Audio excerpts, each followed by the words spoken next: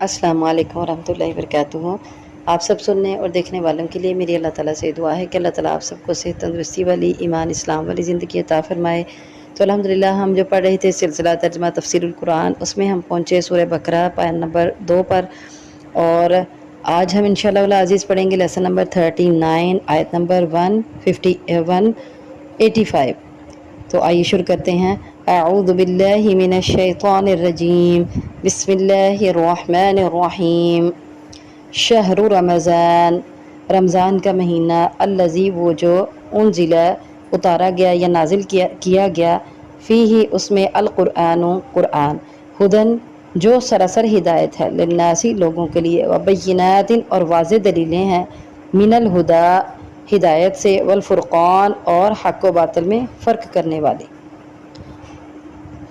فمن پس جو کوئی، شہید حاضر ہو، منکم تم میں سے، الشہر اس مہینے میں، فلیصم ہو تو چاہیے کہ وہ اس کے روزے رکھے، ومن اور جو کوئی، کانا ہو مریضاً بیمار، او علی سفر یا سفر پر ہو، فعدۃ تو گنتی پوری کرنا ہے، من ایام اخر دوسرے دنوں سے، یرید اللہ ارادہ کرتا ہے اللہ تعالیٰ، بکم الیسر تمہارے ساتھ، یسرا آسانی کا، ولا یرید اور نہیں ارادہ رکھتا اللہ تعالیٰ، بکم تمہارے ساتھ، العسر تنگی کا، وَلِتُكْمِلُوا اور تاکہ تم پوری کرو، العدۃ گنتی، وَلِتُكَبِّرُوا اور تاکہ تم بڑائی بیان کرو، اللہ تعالیٰ کی، علی اس پر، ما جو ہدا اس نے ہدایت دی، کم تمہیں، وَلَعَلَّكُمْ اور تاکہ تم، تشکرون شکر ادا کرو۔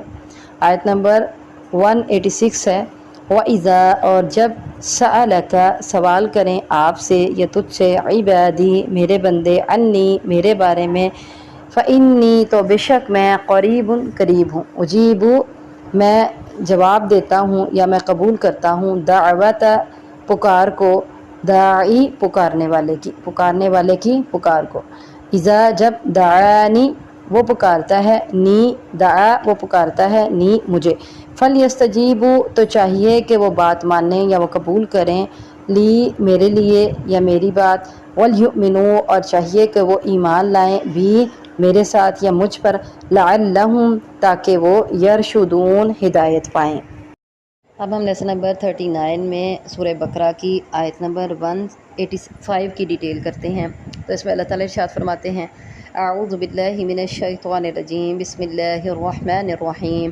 شہر رمضان الذی انزل فیہ القرآن ھدی للناس وبینات من الھدی والفرقان۔ شہر رمضان الذی رمضان کا مہینہ وہ جس میں، انزل فی القرآن قرآن کا نزول شروع ہوا، قرآن نازل کیا گیا۔ تو یہاں سے پتہ چلا کہ رمضان کے مہینے میں قرآن کا نزول شروع ہوا، لیلۃ القدر کی رات سے۔ کیوں لیلۃ القدر کی رات سے شروع ہوا، اس کا پتہ ہمیں کہاں سے چلا؟ سورہ قدر سے، انا انزلناہ فی لیلۃ القدر وما ادراک ما لیلۃ القدر۔ تو اس میں اللہ تعالیٰ ارشاد فرماتے ہیں، بے شک ہم نے اس کو نازل کیا لیلۃ القدر میں۔ تو قرآن کی دوسری آیت سورہ قدر کی آیت سے ہمیں پتہ چلا کہ لیلۃ القدر کی رات کو قرآن کا نزول شروع ہوا، اور پھر اس کے بعد تقریباً 23 سال کے عرصے میں تھوڑا تھوڑا کر کے، ضرورت کے تحت، ضرورت کے مطابق قرآن پاک کا نزول کمپلیٹ ہوا۔ تو اس آیت سے ہمیں یہ پتہ چلا کہ رمضان کا اور قرآن کا آپس میں خاص تعلق ہے اور گہرا تعلق ہے، وہ یہ کہ رمضان کے مہینے میں ہی قرآن پاک نازل ہوا، انزل فی القرآن۔ اچھا، اس میں بعض مفسرین یہ بھی کہتے ہیں کہ اس رات، رمضان کے مہینے کی لیلۃ القدر کی رات کو آسمان دنیا پر پورے کا پورا اتر آیا، تو لیلۃ القدر سے اس کا جو ہے وہ نزول شروع ہو گیا۔ تو رمضان کا اور قرآن کا پھر آپس میں گہرا تعلق ہے، اس لیے رمضان کے مہینے میں کثرت سے قرآن مجید کی تلاوت کرنی چاہیے، اور تلاوت کرتے ہوئے قیام کرنا چاہیے۔ یہی وجہ ہے کہ نبی کریم صلی اللہ علیہ وسلم رمضان میں ہر رات کو جبرائیل علیہ السلام کے ساتھ قرآن مجید کا دور کیا کرتے تھے، تو اس کی دہرائی کیا کرتے تھے۔ تو اللہ کے نبی صلی اللہ علیہ وسلم کی سنت سے بھی یہ بات ثابت ہے۔ عام مہینوں میں بھی قرآن پاک کی تلاوت کرنی ہے، ہر روز کریں، کوشش کریں ہر روز کریں، چاہے کم کریں چاہے زیادہ کریں، لیکن رمضان کے مہینے میں کثرت سے قرآن پاک کی تلاوت کرنی ہے، اور یہ نبی صلی اللہ علیہ وسلم کی سنت سے بھی ثابت ہے۔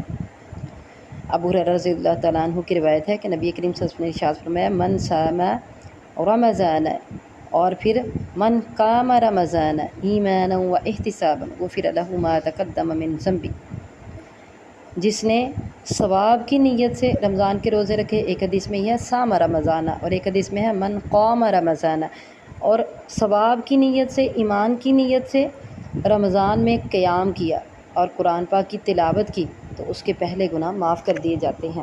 تو پھر پتہ چلا کہ شہر رمضان الذی انزل فیہ القرآن، قرآن اور رمضان کا آپس میں ایک خاص تعلق ہے، اور ہمیں احادیث سے بھی اور سنت سے بھی یہ بات پتہ چلتی ہے کہ رمضان کے آخری عشرے میں نبی کریم صلی اللہ علیہ وسلم اور صحابہ کرام رمضان کی تاک راتوں میں پوری رات قیام کیا کرتے تھے، قرآن پاک کی تلاوت کیا کرتے تھے اور اللہ تعالیٰ کی عبادت کیا کرتے تھے۔ ابو سلمہ رضی اللہ تعالیٰ عنہ کے پوچھنے پر اما عائشہ رضی اللہ تعالیٰ عنہ نے نبی کریم صلی اللہ علیہ وسلم کے رمضان میں نماز کے بارے میں بتایا، اور انہوں نے کہا کہ آپ صلی اللہ علیہ وسلم رمضان میں بھی اور غیر رمضان میں بھی رات کو 11 رکعت نماز پڑھا کرتے تھے۔ یہ بڑا عام مسئلہ ہے اور بہت اہم مسئلہ ہے۔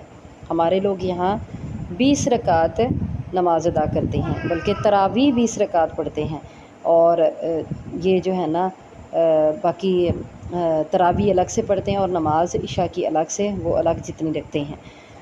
تو یہ ٹھیک نہیں ہے، بلکہ جیسے میں نے آپ کو حدیث بیان فرمائی کہ ابو سلمہ رضی اللہ تعالیٰ عنہ کے پوچھنے پر اما عائشہ رضی اللہ تعالیٰ عنہ نے یہ بات بتائی تھی، اور یہ بخاری شریف کی روایت ہے جس میں انہوں نے کہا کہ رمضان میں اور غیر رمضان میں نبی کریم صلی اللہ علیہ وسلم 11 رکعت سے زیادہ نہیں پڑھتے تھے، جس میں 8 تراویح اور 3 رکعت وتر ہوا کرتے تھے۔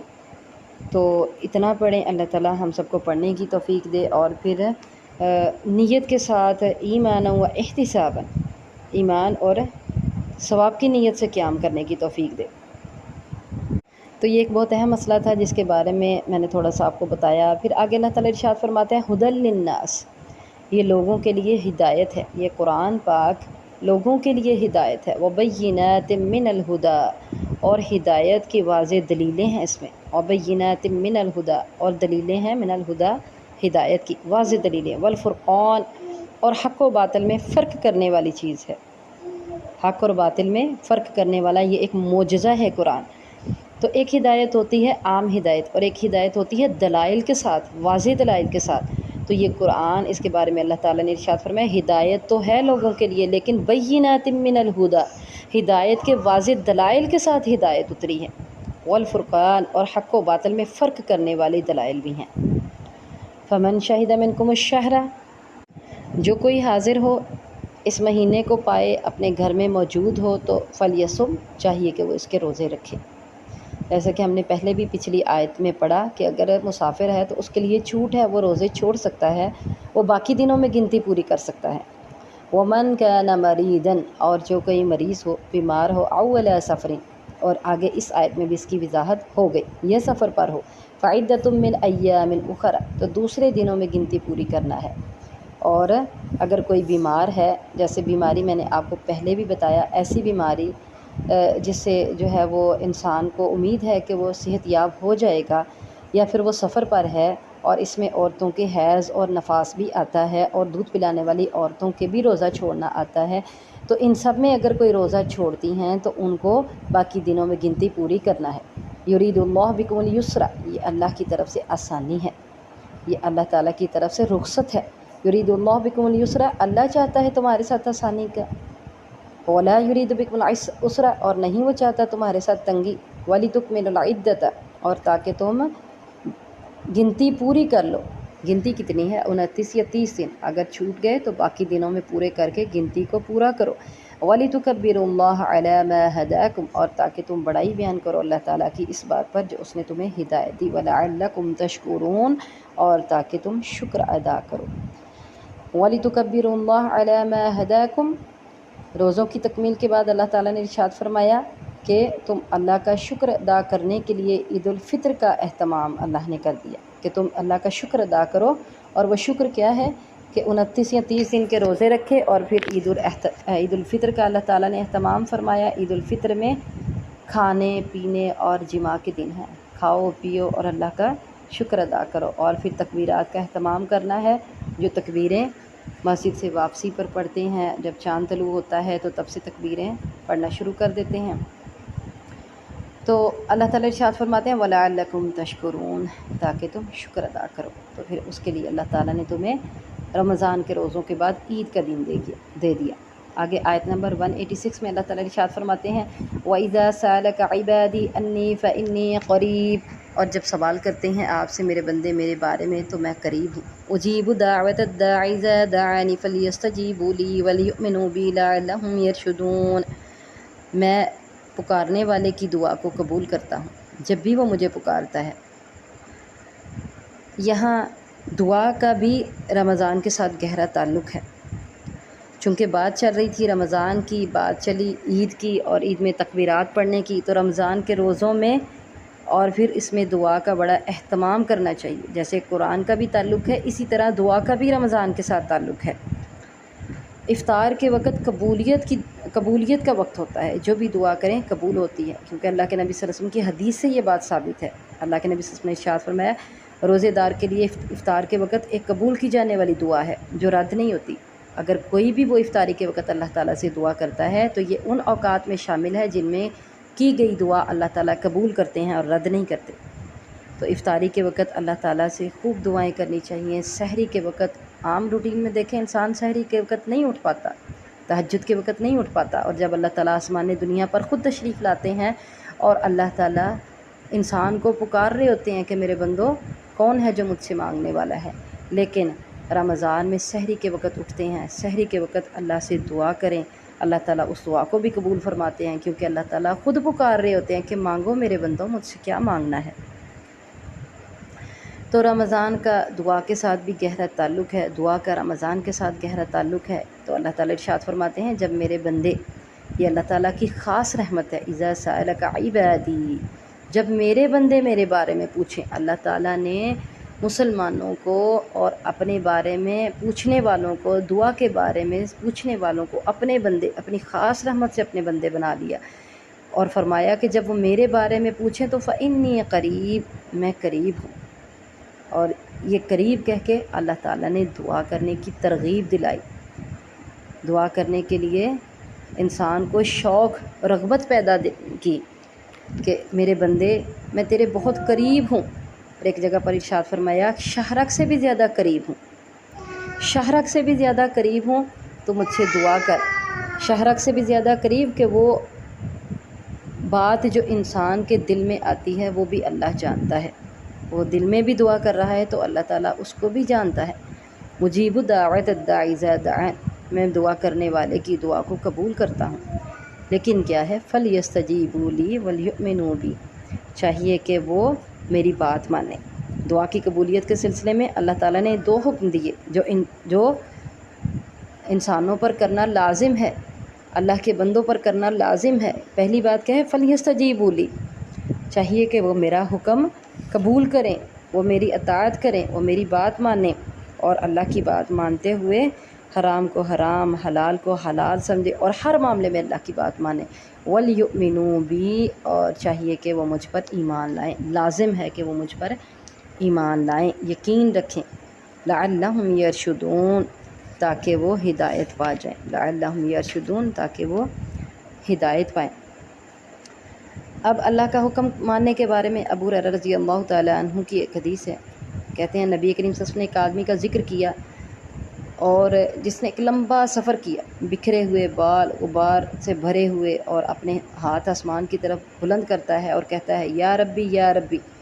اللہ کے نبی صلی اللہ علیہ وسلم نے ارشاد فرمایا مطعمہ حرام وملبسہ حرام ومشربہ حرام وغذی بالحرام فأنی یستجاب لہ، کہ اس کا کھانا حرام، اس کا پینا حرام، اس کا لباس حرام، جو اس کے اوپر اس نے اپنے تن پہ پہنا ہوا لباس ہے وہ حرام ہے، وغذی بالحرام، اس کو حرام کی غذا دی گئی، اس کا جسم جس غذا پہ پلا وہ حرام کی تھی، فأنی یستجاب لہ، اس کی دعا کیسے قبول کی جائے گی؟ تو پتہ چلا کہ دعا کی قبولیت کے لیے اللہ کی اطاعت لازمی ہے۔ اللہ تعالیٰ نے حرام سے منع کیا، جن جن طریقوں سے انسان حرام کماتا ہے کھاتا ہے اللہ تعالیٰ نے ان سب سے منع کیا، تو ان سے بچے گا تو اس کی دعا قبول کی جائے گی۔ اور پھر دوسرا کیا ہے؟ اللہ پر یقین رکھنا، اللہ پر ایمان لانا، لعلہم یرشدون، تاکہ وہ ہدایت پا جائیں۔ اللہ پر ایمان لانا، اللہ پر یقین رکھنا کیا ہے؟ نبی کریم صلی اللہ علیہ وسلم نے ارشاد فرمایا کہ تم میں سے ہر ایک کی دعا قبول کی جاتی ہے جب تک کہ وہ کوئی گناہ یا قطع رحمی کی دعا نہ کرے۔ ایک حدیث میں یہ ہے۔ پھر اللہ کے نبی صلی اللہ علیہ وسلم نے ارشاد فرمایا کہ بشرطے یہ کہ وہ جلدی نہ کرے۔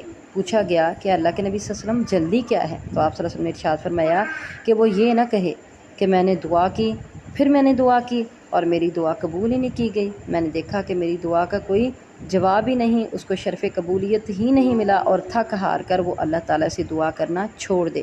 یہ جلد بازی ہے۔